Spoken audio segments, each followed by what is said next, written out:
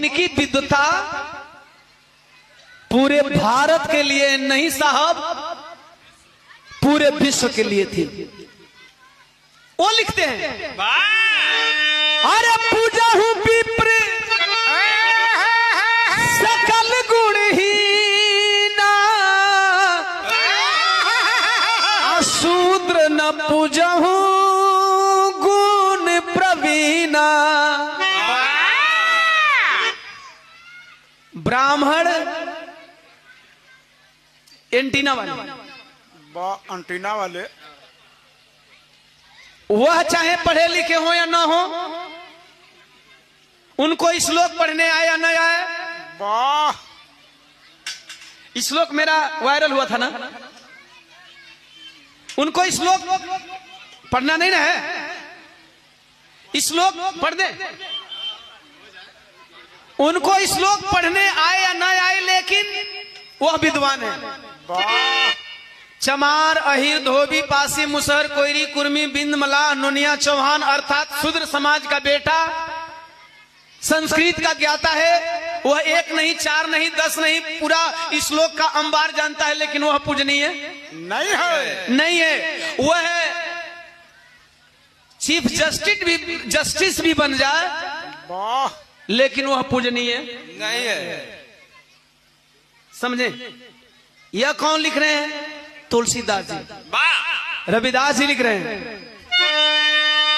रविदास ब्राह्मण मत पूजिए, अरे जो होवे गुणहीन, पूजिए चरण चंडाल के, जो होवे गुण प्रवीण। संत जी लिख रहे हैं, इनकी डिग्री को देख लीजिएगा। इनके पास कौन सी डिग्री थी भाई?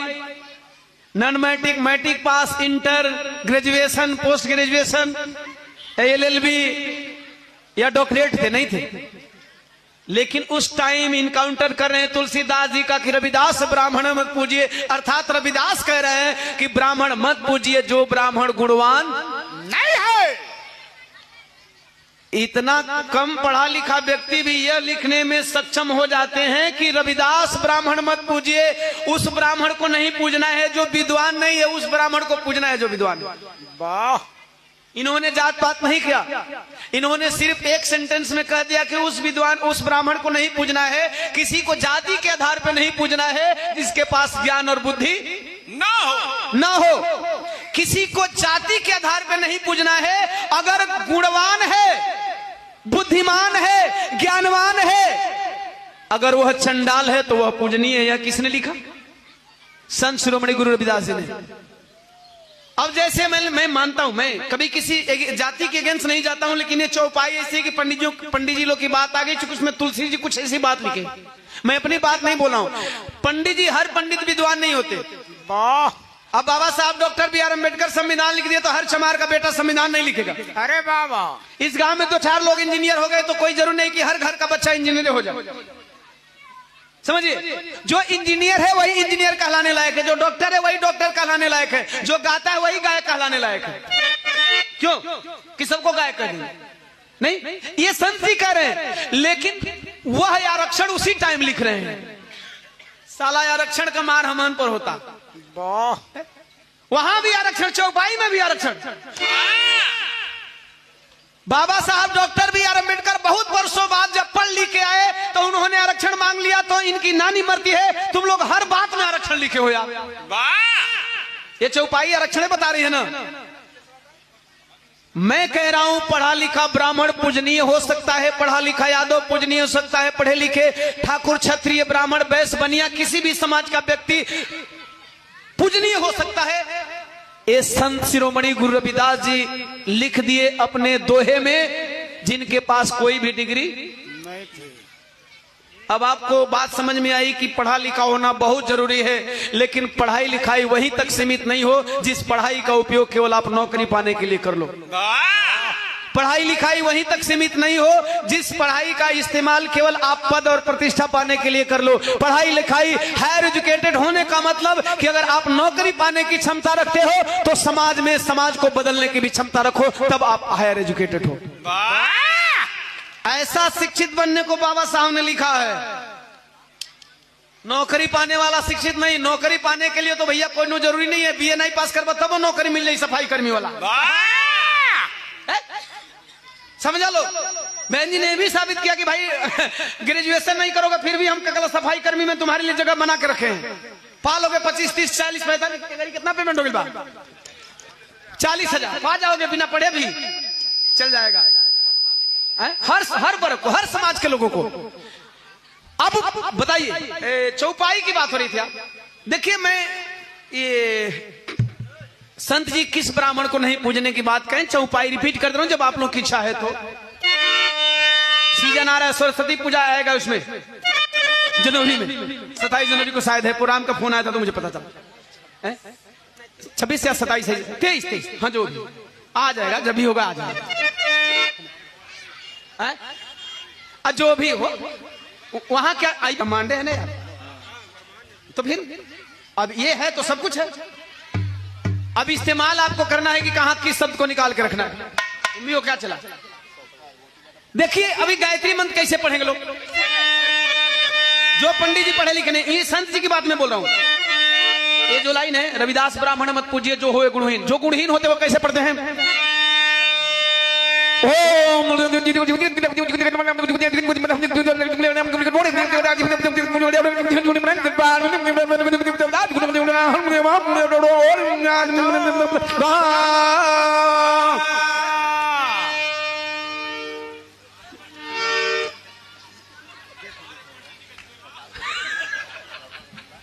हम अपने गुरुजी का चेला है और हमारे गुरुजी यादव।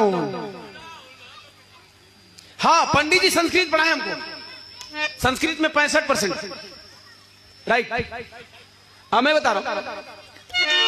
ये जो नहीं पढ़े लिखे पंडित जी वो पढ़ेंगे।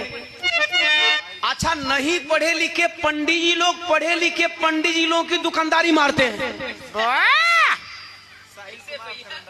साहिल कुमार खरेंडा इस लोग पढ़ना 100 रुपया सादर जरूर। जो पढ़े लिखे रहेंगे वो लोग कैसे पढ़ेंगे? ओम भूर्भुवः स्वः तत्सवितुर्वरेण्यं भर्गो देवस्य धीमहि धियो यो नः प्रचोदयात्।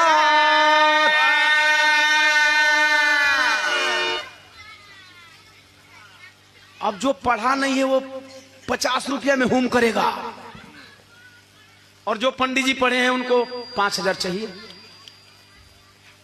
पढ़े पंडित को बुला लीजिए, अनपढ़ को मत। ये मैं केवल नहीं कह रहा हूं, सुनिए, ये संत जी कहे, मेरी कोई वाणी नहीं है।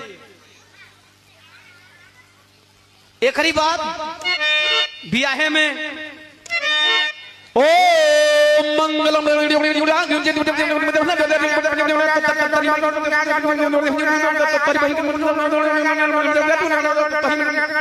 कोई में 4 गाड़ी हो जपत हुआ, कम से कम कहने का मतलब है कि इस लोक समझ में आना चाहिए कि बड़ी याद है इनके, ढेर लंबा पड़त हुआ। सांस तोड़ी, वही में सांस चला था,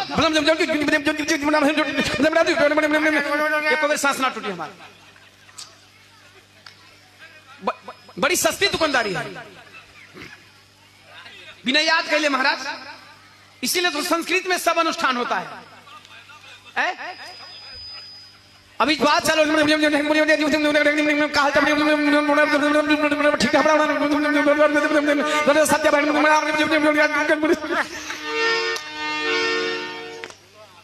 स्वाहा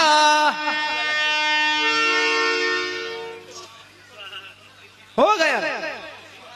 लेकिन यही पढ़े लिखे पंडित जी रहेंगे तो वो कहेंगे ओम मंगलम भगवान विष्णु मंगलम गरुड़ ध्वज मंगलम पुंडरीकाक्ष मंगलायतनो हरि।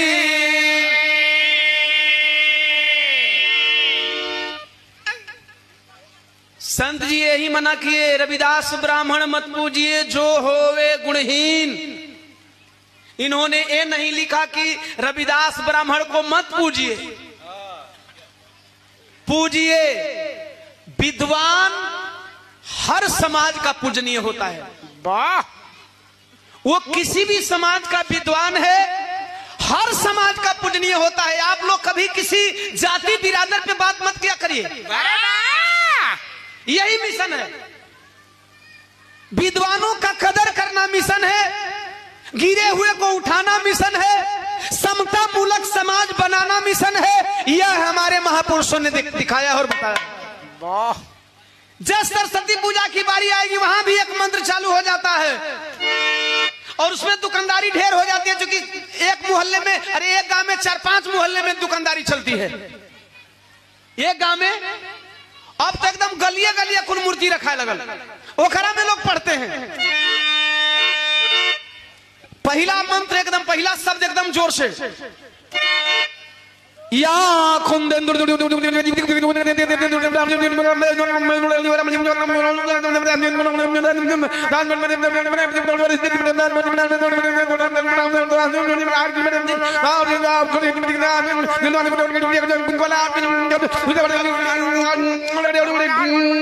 जजमान पट खोल दीजिए।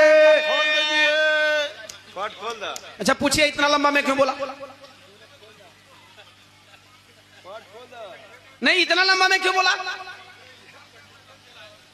लाइन लंबी है, आपने सही पकड़ा।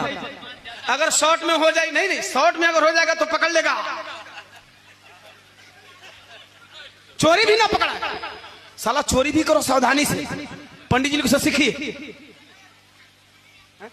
अब इसी को पढ़ने वाले पंडित जी रहेंगे, जानकार पढ़े लिखे पंडित जी। भाई मैं पढ़े लिखे पंडितों का, जैसा कि हमारे गुरुजी जिन्होंने संस्कृत में मुझे थोड़ा सा अच्छा बनाया, उनके वजह से 65% में उनका बहुत सम्मान करता हूं। और हमारे क्लास में 2 स्टूडेंटों का बहुत भाव करते थे और मान लीजिए कि प्यार दुलार देते थे। एक हम थे और एक शुक्ला का लड़का था, और हम दोनों को संस्कृत बहुत मन से पढ़ाया, हम दोनों लोग पढ़ते थे। तो उसी टाइम का बहुत सारा श्लोक याद है। तो उन्होंने, अब ये सरस्वती मंत्र होता है, या खुंदेन पढ़ा लिखल पंडित जी, पढ़ा लिखल, अनपढ़ नहीं। या खुंदेन तुषार हार धौला, या सुब्रबस्तांबिता, या बीड़ावर्धन मंडित कला, या श्वेत पद्मासना, या ब्रह्मचु शंकर प्रभृति भी देवई सदा वंदिता, सामां पातु सरस्वती भगवती निशेष जाज्ञापहा। जाके मिला लिया लोग। पढ़े लिखे लोग किसी भी जात के हैं, किसी भी बिरादर के हैं, किसी भी समुदाय के हैं, उनका सम्मान करिए। लेकिन अनपढ़ अगर विद्वान बन के आ जाए तो रोजी रोटी नहीं, हम रोजी रोटी नहीं मारे हैं। जो लोग मेहनत से पढ़े हैं, जो लोग मेहनत से शास्त्रीय की डिग्री लिए हैं, उनकी दुकानदारी बढ़ाए हैं। तो पंडित जी लोग भी परेशान रहते हैं कि हम शास्त्रीय की डिग्री लेकर के क्या करेंगे, जब भी अनपढ़ हुए पोथी पतरा लेकर हमने कहीं हिसाब किताब मारत मालूम। गौर करेंगे, इसलिए संतों की बातों को मानना होगा। तो हरे गुरु रविदास वाली घर घर में दीक्षा देंगे, लेकिन कभी कभी हमें तलवार भी उठानी पड़ेगी जब हम यहां से हार जाएंगे। देखिए, मैंने भी ये गीत लिखा है, मेरी लिखी हुई गीत है, मैं भी तलवार की बात कर रहा हूं। लेकिन तलवार की बात कब करेंगे? जब इन सारे साधनों से हार मान जाएंगे तब करेंगे। तलवार आखिरी रास्ता है, तलवार हथियार आखिरी रास्ता है। अगर लोग नहीं माने तो अरे भगत उधम के, भगत उधम याद है? सबसे पहले अगर विदेश में किसी ने गोली मारा तो वह चमार का बेटा वीर उधम सिंह। 7 समुंदर पार जाकर के हम ऐसे भी हैं, हमारे खून में ऐसी भी रवानी दौड़ती है कि 7 समंदर जाकर के भी अपने दुश्मन को, यहां तो भीमा कोरे गांव लिखते ही हैं भाई, लेकिन 7 समंदर पार जाकर के। इसलिए अगर पानी सर से ऊपर चला जाए तब, जब बाबा साहब का थ्योरी काम न करे, जब तथागत गौतम बुद्ध का अहिंसा का मार्ग काम न है, जब अपने महापुरुष संत शिरोमणि गुरु रविदास की ये सारी वाणी समाप्त हो जाती है, जब यहां भी हम नहीं सफल होते हैं, तब ये आखिरी रास्ता है।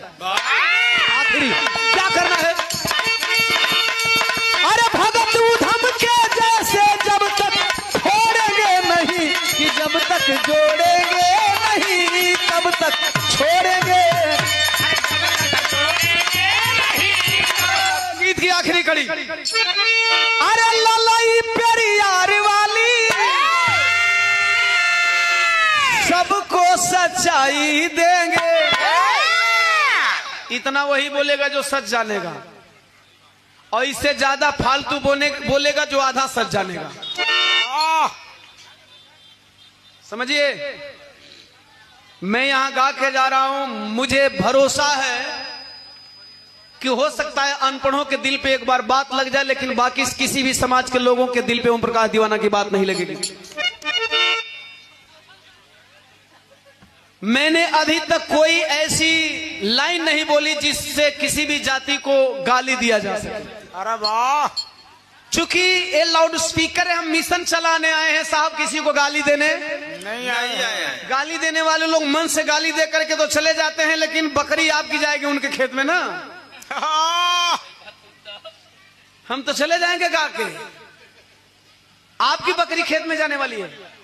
आप पॉइंट की बात करिए, कोई भी समाज गाली देने के लिए आपको नहीं बना है। आपको पता है, देश के सबसे सेंसेबल नेताओं में नाम आता है माननीय बहन जी का। वो अपनी हर बात कहती है, लेकिन संवैधानिक दायरे में कहती हैं। ओम प्रकाश दीवाना भी हर बात कहता है, संवैधानिक दायरे में कहता है। वाह, समझिए, इसीलिए ओम प्रकाश दीवाना पे अभी तक कोई धारा लागू नहीं हुआ। मुझे कहना है भाई, हमें अभिव्यक्ति की आजादी मिली है, लेकिन अभिव्यक्ति की आजादी का मतलब यह नहीं कि हम किसी सामने वाले को गाली देंगे। गौर करना, सच्चाई को जानना पड़ेगा। कौन सी सच्चाई? अरे ललाई प्यार वाली सबको सच्चाई देंगे। अरे मनवर मंडल वाली सबको लड़ाई देंगे। मनवर मंडल वाली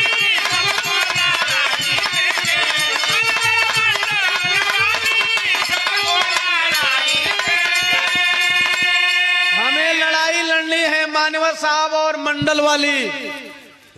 आई बात समझ में? आरक्षण धारियों, अब इन आरक्षण धारियों में सब आरक्षण धारी हो जाएंगे। जो लूट करके आरक्षण लिए वो हैं वो भी, और जो हक से ले रहे हैं वो भी।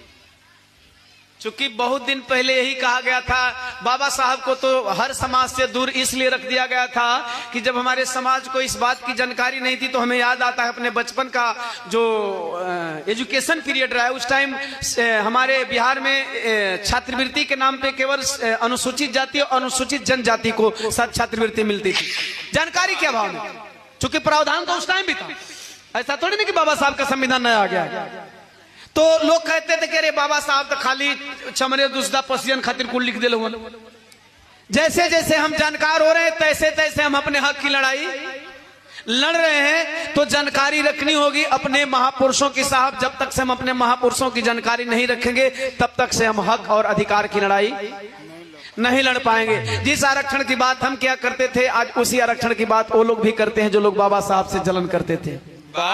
जितना जल्दी आप भारत के तमाम मूल निवासी Bahujan Samaj, SC ST OBC minority के लोग बाबा साहब को जितनी जल्दी समझ लोगे, और ये भी समझ लो कि बाबा साहब ने संगठित होने को क्यों कहा था। बाबा साहब को समझ करके भी आप कुछ नहीं कर पाओगे जब तक से बाबा साहब के 30 स्लोगन में से बीच वाले स्लोगन संगठित होने का मतलब नहीं समझ लोगे।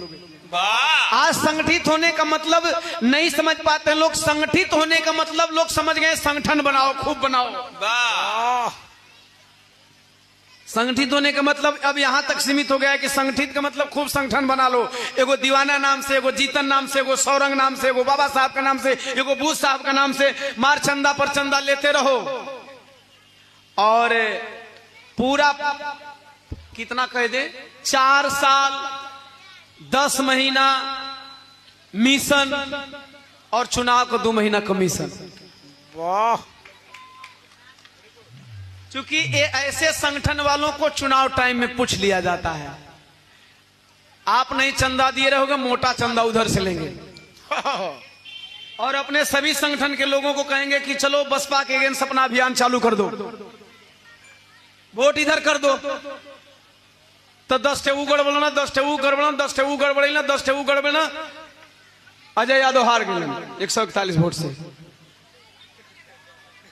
ऐसा ही ना, हमार समीकरण, हमार फार्मूला बड़ा इजी वे में होता है। समझना है समझ लो, नहीं समझोगे। सच यही है कि किसी भी व्यक्ति को समझना है तो जीते जी समझ लो, मरने के बाद खुद किताब उलाटते रहो। वाह नहीं मिलेंगे, जयंती मनाते